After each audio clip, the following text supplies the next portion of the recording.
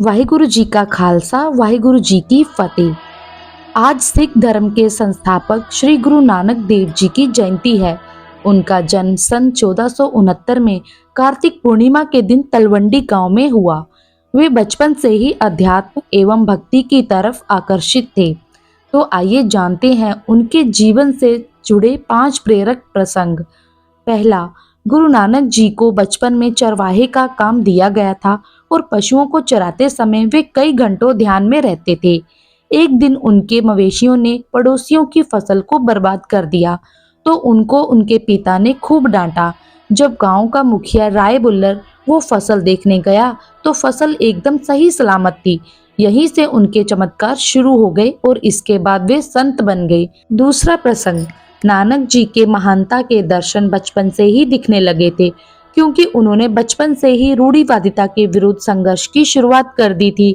जब उन्हें 11 साल की उम्र में पंडित जी बालक नानक देव जी के गले में जनेऊ धारण करवाने लगे, तब उन्होंने उनका हाथ रोका और कहने लगे, पंडित जी, जनेऊ पहनने से हम लोगों का दूसरा जन्म होता है, जिसको आप आध्यात्मिक जन्म कहते हैं। तो जनेऊ भी किसी और किस्म का होना चाहिए, जो आत्मा को बांध सके। आप जो जनेऊ मुझे दे रहे हो, वह तो कपास के धागे का है, जो कि मैला हो जाएगा, टूट जाएगा, मरते समय शरीर के साथ चिता में जल जाएगा। फिर ये जनेऊ आत्मिक जन्म के लिए कैसे हुआ?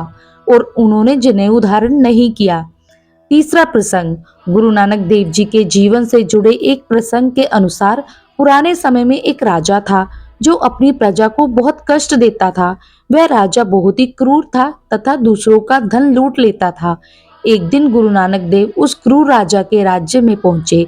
तब इस बात का पता राजा को चला, तो वे गुरु नानक से मिलने पहुंचे। शिष्य ने गुरु नानक को राजा के बारे में सब कुछ बता दिया था। इसलिए जब राजा उनके पास आया, तो उन्होंने राजा से कहा कि हे राजन, मेरी मदद करें, मेरा एक पत्थर अपने पास गिरवी रख लें। ये मुझे बहुत प्रिय है, इसका विशेष ध्यान रखना। राजा ने कहा, ठीक है, मैं इसे रख लेता हूँ, लेकिन आप इसे वापस कब लेने आएंगे? नानक जी ने जवाब दिया कि जब हमारी मृत्यु हो जाएगी और हम मृत्यु के बाद मिलेंगे, तब यह पत्थर आप मुझे वापस कर देना। नानक जी की बात सुनकर राजा हैरान रह गया। उसने कहा, ये कैसे संभव है? मृत्यु के बाद कोई भी अपने साथ कुछ कैसे ले जा सकता है? तब गुरु नानक देव जी ने कहा, जब आप ये बात जानते हैं, तो प्रजा का धन लूटकर अपना खजाना क्यों भर रहे हैं? अब राजा को गुरु नानक की बात समझ में आ गई। उसने नानक जी से क्षमा मांगी और संकल्प लिया कि अब से वह अपनी प्रजा पर कभी भी अत्याचार नहीं करेगा। इसके बाद राजा ने अपने जमा खजाने का धन उपयोग करके प्रजा की देखभाल में करना शुरू कर दिया। चौथा प्रसंग, गुरु नानक देव जी एक बार एक गांव गए। वहां के लोग नास्तिक विचारधारा के थे। वे भगवान, उपदेश और पूजा पाठ में बिल्कुल भी विश्वास नहीं रखते थे। वे साधुओं को ढोंगी की संज्ञा देते। उन्होंने नानक के प्रति कटु वचन कहे और उनका तिरस्कार भी किया। तब भी नानक देव शांति रहे। दूसरे दिन जब वे वहां से रवाना होने लगे, तो लोग उनके पास आए और उन्होंने कहा, जाने से पहले आशीर्वाद तो देते जाएं।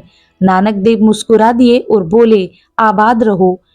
वे जब पास के दूसरे गांव पहुंचे, तो वहां के लोगों ने उनका उचित सत्कार करके रहने खाने का भी उचित प्रबंध किया। नानक जी ने उनके समक्ष प्रवचन किया। प्रवचन समाप्ति के उपरांत श्रद्धालु लोगों ने उनसे आशीर्वाद देने का आग्रह किया, तो नानक जी बोले, उजड़ जाओ। शिष्यों ने ये विचित्र आशीर्वाद सुने तो उनकी कुछ समझ में ना आया।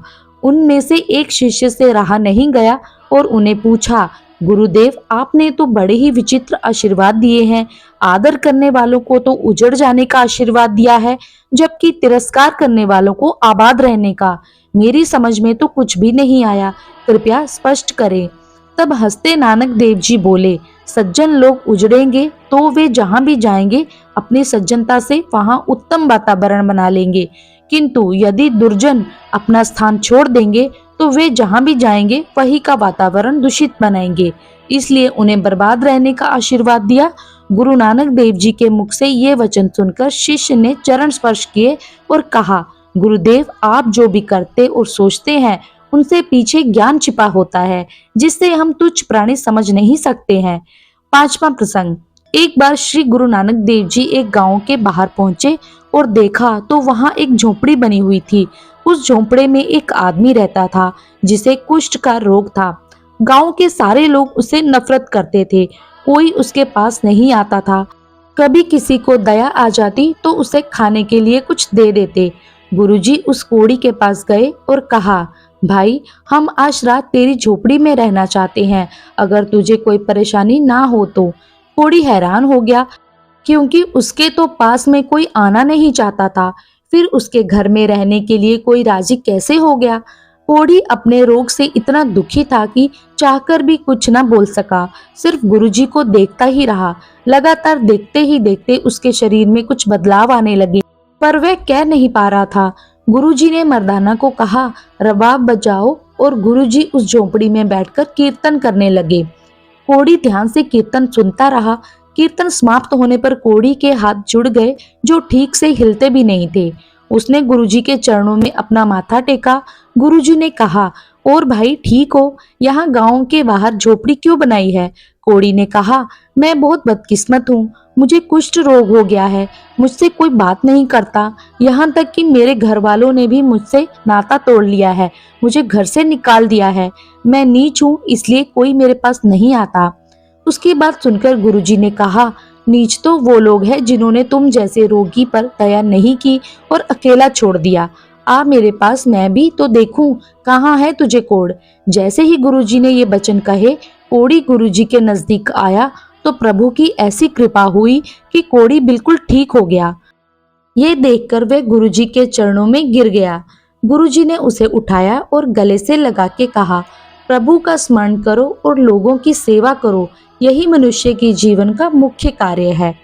आप सभी को गुरु नानक जयंती की हार्दिक शुभकामनाएं। वाहिगुरु जी का खालसा, वाहिगुरु जी की फतेह।